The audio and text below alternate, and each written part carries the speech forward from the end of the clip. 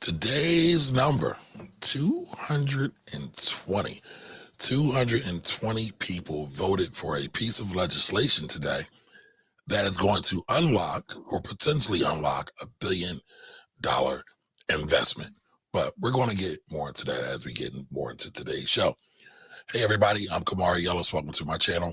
This is the Finance Rebel Show. This whole channel, this whole show is all about money, stocks, taxes, business, economics. If it's about money, it's on the table. My whole goal here, right, is to help people have a better understanding of money so they can become financially independent on their own. I'm a tax accountant by day, helping people solve their tax problems. And at night, I'm a financial educator here with you all every night, right? So again, today we are going to be talking about a few things, right? We're going to do our stock market rundown. We are going to be talking about the new upcoming billion-dollar investment that everybody is waiting on. And as always, we are also going to do our affirmation of the day. All right, so we're going to get into this. Have a good time. All right, do me a favor, share this out. If you like these programs, do me a favor, like the video, share the video, and drop a comment on the video, okay? All right, so today we're going to jump into our stock market rundown real quick before we get into the meat of the show. And going to be talking about a lot of good things. Things are starting to shape up around the world here as we get ready to get going. So again, things are very, very interesting.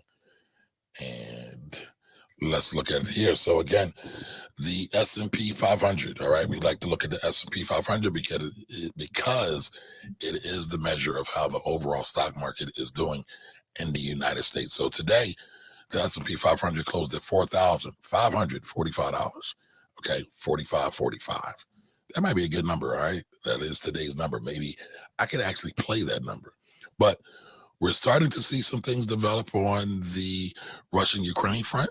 Actually, Ukraine is starting to attack Russia, right? Ukraine is actually going into Russian space, and they are launching attacks there. Now, I thought that the peace talks were starting to get underway, but doesn't seem like it's kind of working out at all. So we still have a ways to go with that. But yet and still, the market was able to kind of brush that off and still push forward.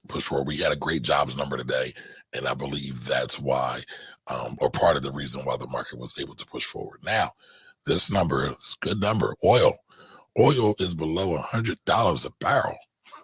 I haven't seen that in quite some time. Now, we know Joe Biden plans to release a million barrels into circulation, but a million barrels into circulation isn't really going to do anything, in my opinion, overall. We're still going to have a shortage. The plan is to release a million barrels of oil into the U.S. supply stream. So oil prices will come down. Hopefully gas prices will come down. But here's the thing. The United States uses roughly about 10 million barrels a day. It's really 9 something, but I'm rounding up to 10 million barrels a day of oil. That's approximately 10% of overall oil consumption in the United States, oil production in the United States. So I don't even know if this is even going to really drop a dime in the bucket or make a ripple in the pond at all. But again, oil is below $100 a barrel, so things are starting to look upwards.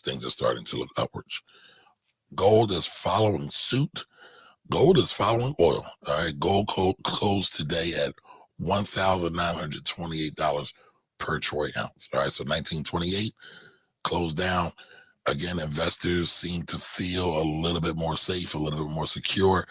And so they're starting to take their money out of gold and to put it into things like stock. That's the kind of the way the money flow was today. All right. And Bitcoin is up. Stock market's up. Again, follow that correlation, y'all. Follow that correlation.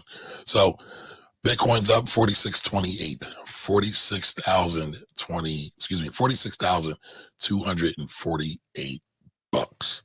So again, starting to see some positive things heading out of all of this stuff, right? Heading out of all of this stuff. So it's becoming really interesting. Today we are doing a live show, so I just want to give a quick what's up to Lisa. Hey Lisa, for being here.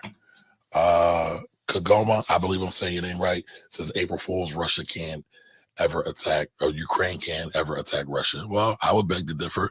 It's been reported by independent sources. So yeah, they have drone technology, right?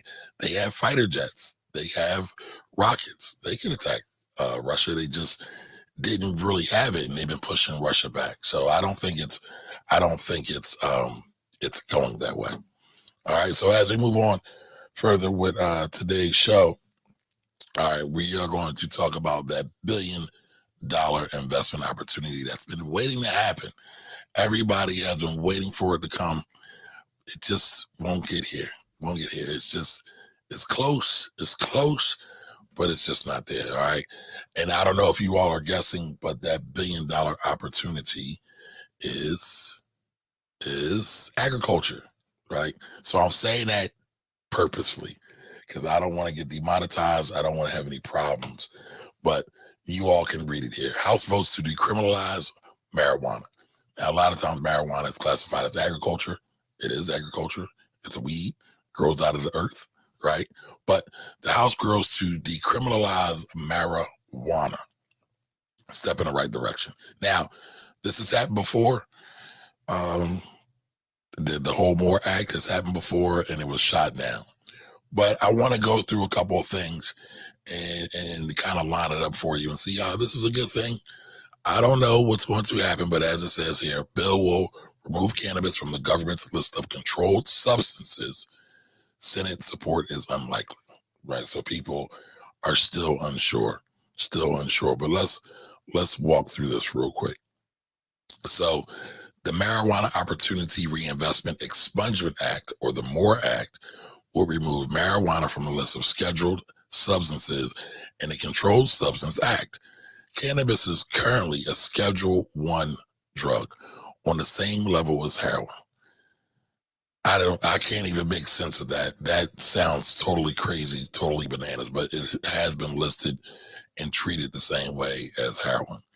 I don't know how cannabis can be considered an opiate. I don't know what rocket scientists came up with that. I know the federal schedule has their own guidelines for what usefulness does it have, so forth and so on.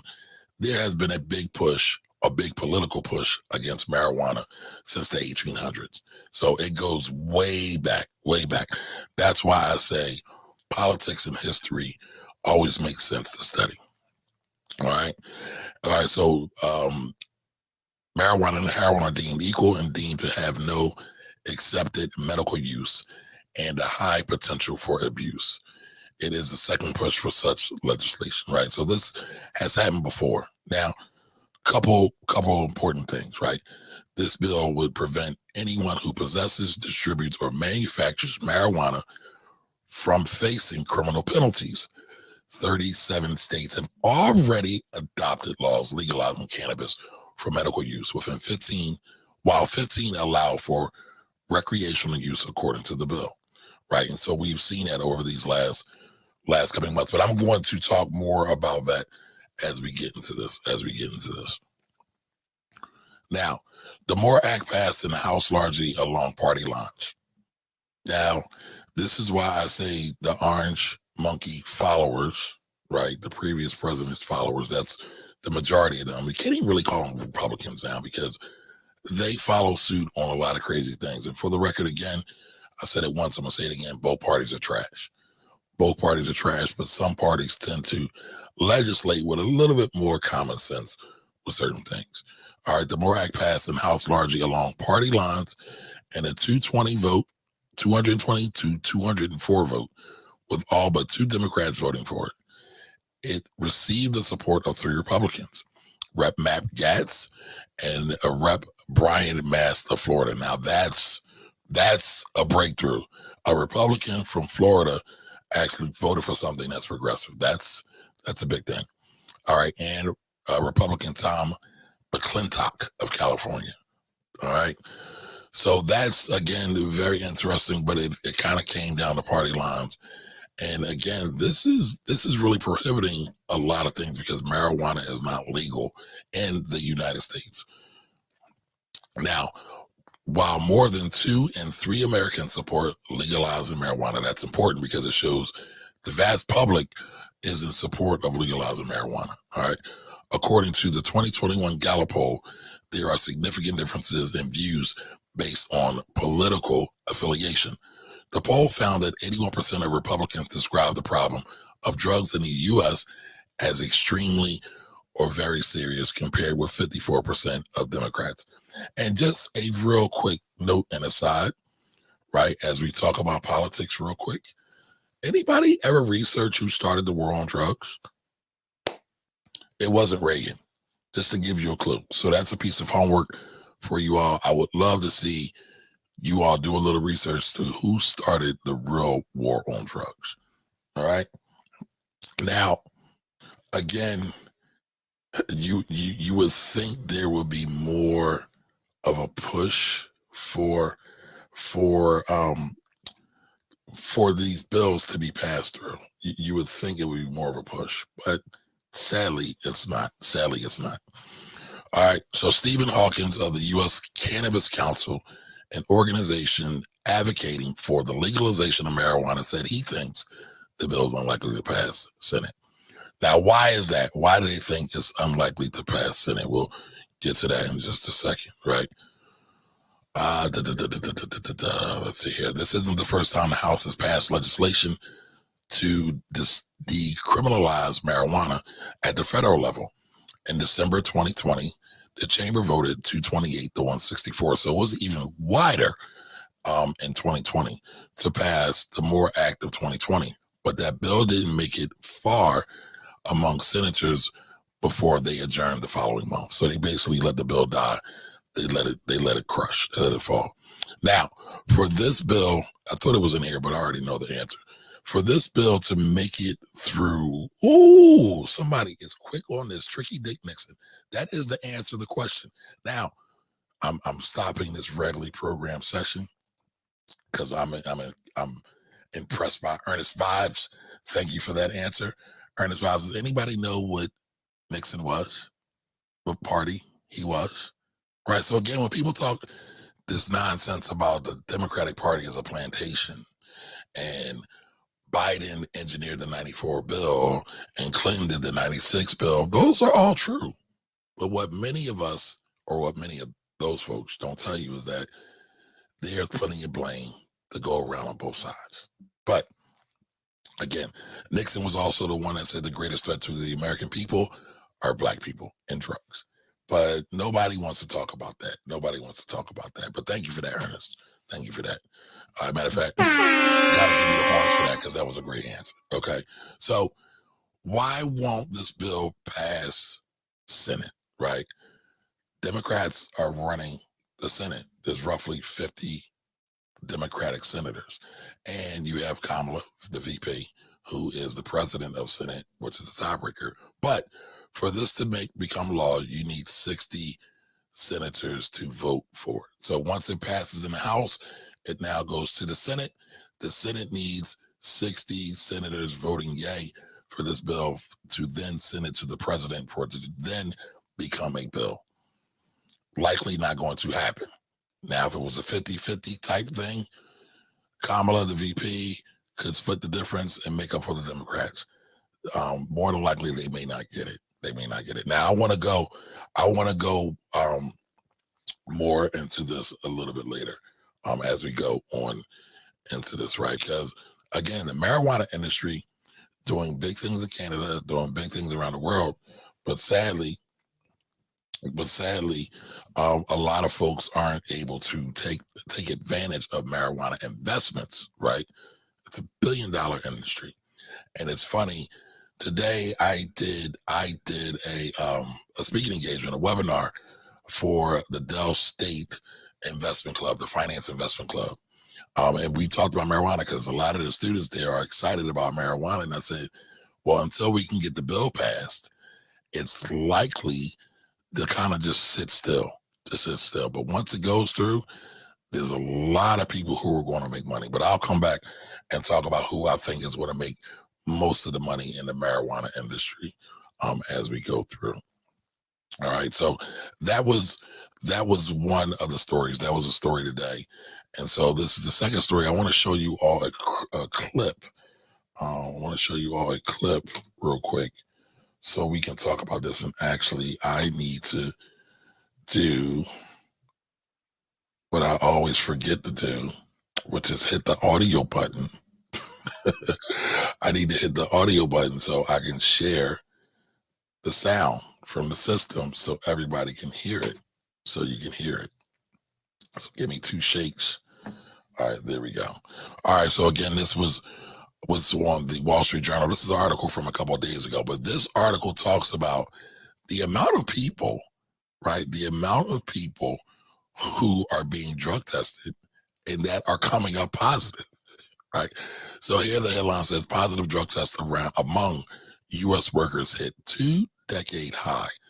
And I don't think they were trying to be intentional when they said high, but clearly that could have a double entendre. People are getting high, right? People are stressed. People need a form of relief. So the sound is coming. Just give me 1 second, right? So the percentage of working Americans testing positive for drugs hit a 2-decade high last year, driven by an increase in positive marijuana tests as businesses might have loosened screening policies amid nationwide labor shortages, right? So we're experiencing the Great Recession right now. A lot of people don't want to work, right? For various reasons, right? Good, bad, and indifferent, right? But there are a lot of people who don't want to work, who feel stressed, who feel like that going into corporate America or any kind of working environment is not good for them, right? It's toxic for them. That's the word that's being thrown around these days. Like, I don't want to work in a toxic environment. And I know I used to work in corporate myself. I've experienced toxic environments firsthand. And so a lot of the stimulus money that was pumped out into the streets has made it a lot easier for folks being able to take a little bit of brief sabbatical, little pre-retirement here, little extended vacation, so to speak. So a lot of people have kind of foregone going back to work, and there are a lot of people who are trying to hire but can't get anybody in the doors, right? So it says here, this figure is up 50% since 2017. Since then, the number of states that legalized marijuana for recreational use grew to 18 from 8, plus the District of Columbia. All right. And so there are a lot of folks who are experiencing trauma. I'll say trauma, right? And they had a little bit of relief. Now, there's another story I'm going to talk about next week, probably talking about the greatest theft ever, PPP loans. And so a lot of people were able to get PPP loans and they were able not to go to work. Here, this article is talking about the amount of marijuana usage, which is up amongst working folks here in the United States. And a lot of employers are starting to look the other way because they know it's hard out here on these streets to get employees in the doors. So despite the increase in positivity last year, fewer companies tested their employees for THC. By the way, THC is the chemical compound that is found in marijuana, which gets you high.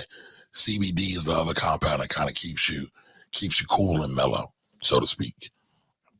All right. The substance in marijuana primarily responsible for its effects.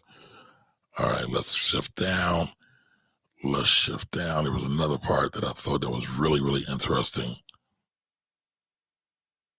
All right, we've been seeing year over year declines in those recreational use states, but by far the largest drop we've seen was in 2021. Talking about testing, right? So more and more drug tests have been down. He said about the number of drug tests that screened for THC. So again, a lot of these employers know that there is major shortage of employees and workers, and they're like, all right, we don't want to rock the boat. We're not going to test as much, right? So all of this is kind of connected to the bill that just passed in Congress, right, that's now going to the House, the overall growing sentiment of the U.S. populace nationwide as it relates to marijuana.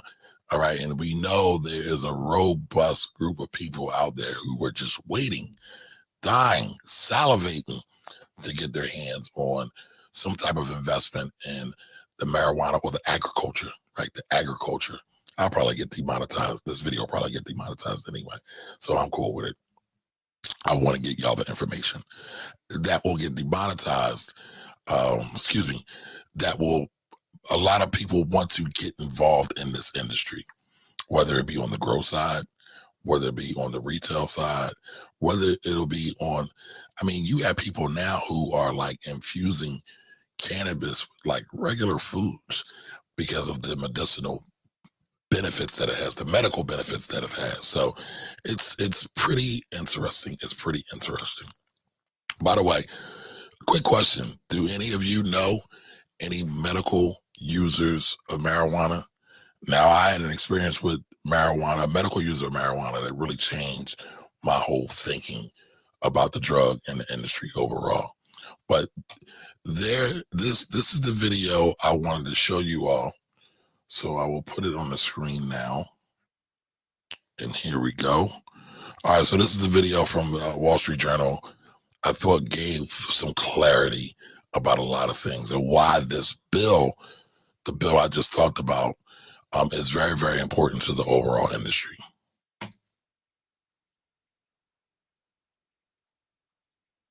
Let me know if y'all can hear this. Just throw one in the chat if you can hear this.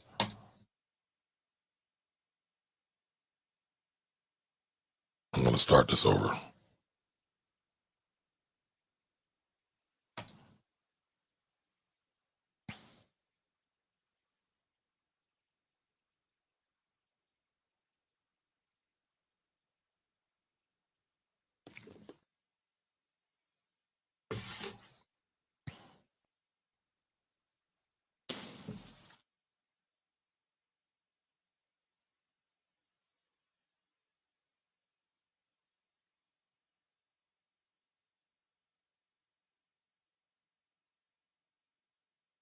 Oops. Sorry about that, y'all. But did y'all hear that? Cannabis grew to $25 billion industry. Excuse me, grew to a $20. Oh, you didn't hear it? I thought everybody could hear it. All right, so I will paraphrase. I thought everybody could hear it. All right, so the video clip was basically showing that, thank you for that, by the way, Keisha and Ernest, right? That cannabis is growing at an enormous rate, right? So this is the value of U.S. legal cannabis, right? This is medicinal. This is medical cannabis. This is not recreational cannabis.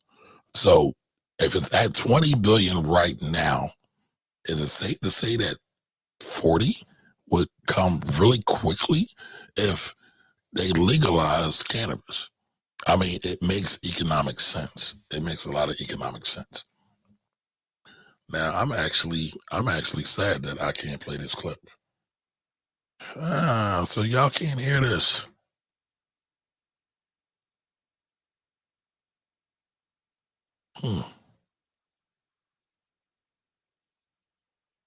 Can't hear it.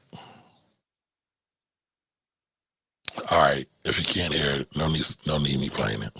But I just wanted y'all to see this, right? So a lot of reasons why this bill is important to the overall cannabis industry is because cannabis businesses that are on the recreational side in states that allow recreational are not allowed to bank.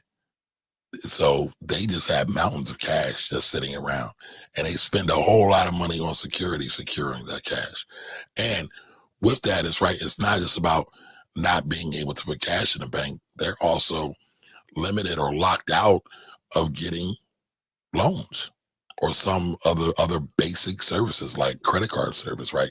They're showing that here. You know, they can't get credit card. They can't get access to use credit cards. So it becomes hard on them. It becomes hard on consumers. It doesn't make a lot of sense in a lot of ways, right? So that's one of the reasons why this bill in my opinion, should be unlocked, right? Set free. It again just doesn't make sense. I don't know why the U.S. ever got. Well, I do know why. It was probably some kind of political campaign. Somebody probably lobbied for this back in the 1800s. So I get it. I get it. Sadly, but it doesn't make sense in 2022. It's 2022. Cannabis isn't legal. It should be legal. There's a lot of money to be made here, and a lot of people to benefit, not just from the investment side / business side.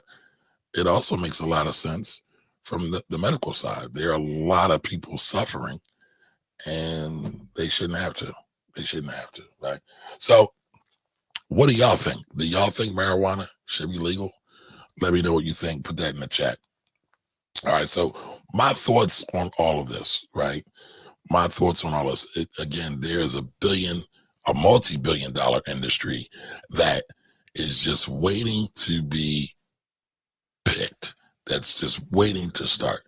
Everybody is just kind of sitting back on their laurels. When you look at it in other places like Anheuser-Busch has a THC infused beverage, right? It's not just smoke. It's not just people. It's way more than just smokers, right? And potheads, as everybody kind of sees that image in view. It's overall lifestyle. It's overall health. It's overall relaxation. A lot of people can benefit from this. So I feel at some point it will become legal. We're seeing the trend that's going there from the state level. Right now, we just need to get the federal level to say yes. Right. So then once the federal level opens up, banking opens up, more money opens up, and you're going to see a whole lot of people run into this industry. They're already there. They're just sitting around. They're just sitting around waiting to throw their money at this industry. But it'll be good for a lot of things, right? It'll be good for jobs. It's good for investment. It'll be good for medicine, right? It'll definitely be good to help reduce some of these stupid sentences for people that are still in prison for marijuana. There's a lot of things, right? Again, my story as it relates to marijuana was my uncle had cancer, and I've never really been into marijuana. Some of my friends were growing up, not me. I wasn't really into weed. I don't like smoke. Like a lot of people in my family smoke cigarettes. I hate anything associated with smoke. Don't want to be around it. But when I saw my uncle who had cancer and he couldn't eat, he wouldn't eat, he could never have an appetite, he would smoke. And then once he would smoke, he had appetite. Because it wasn't just about getting appetite. Also, he had to be able to keep the food down. So once he was able to keep smoke, get an appetite, and then keep the food down, he was able to have some semblance of normalcy, so to speak, right? And it's crazy. But again, more jobs, right? More taxes. We already seen in states like Washington and Oregon where they have legalized it, their tax dollars from it have gone up drastically. So it bounds to make economic sense at some point, right? Because the country is still hurting from COVID. The country's still hurting from the pandemic. The country's still hurting from all the money that's been paid out. You got to find new ways to generate revenue. Weed, and more weed can be great for taxes, right? Sales tax, not income tax. So again, it'll be cool. But you tell me what your thoughts are. What are your thoughts on marijuana? And do you know anyone who uses for medical purposes? Drop that in the chat for me. Right? All right. So as always, right, we have to do our affirmation of the day. We got to do our affirmation of the day. So today's affirmation is, I am aligned with the energy of abundance. I am aligned with the energy of abundance. And abundance isn't just money, y'all. But you being aligned with the energy of abundance means a lot of things, right? You can see that we live in abundance and not in scarcity. And so what does that mean? Like, what does that really look like? There's a lot of people who don't want to give, right? Because they're scared they'll never get it back, right? They don't want to share because they feel like if I got a piece of chicken and I share it with somebody else, I'll never get back that piece of chicken, right? There's a job out there. I can't tell somebody else about this job because then I'll never get the opportunity to apply for this job, right? I have this idea. I got this business idea, and if I share it with too many people, people will steal it from me. Now, that does happen, but nowhere far as many times as many people think it does, right? If you start to see that there's abundance everywhere, that there's opportunities everywhere, your whole life, your whole outlook on life begins to change. So listen, y'all, as I share these affirmations of the day, please speak them, right? Speak them into existence, talk them out, put them out to the universe, and make them come alive. Okay. So listen, if you enjoyed this show, I appreciate you all being here. But if you enjoyed this show, do me a favor, share it out, like it, right? Like the show. I ask that all of you like the show, right? Because that lets the algorithms know that you like the content, and the algorithm is the gateway to expand the audience and let more people know that we are here. Okay, we are here. I am here every day at 8 o'clock, 8-ish, usually, sometimes live, sometimes pre-recorded, but I'm here every day at 8 p.m. So do me that favor. Okay, so again, I'm always humbled that you are all here with me today, joining me today. All right, continue to be great, always be loved, and always seek the light. Until the next time, I'll see y'all Monday, 8 p.m. Later, y'all.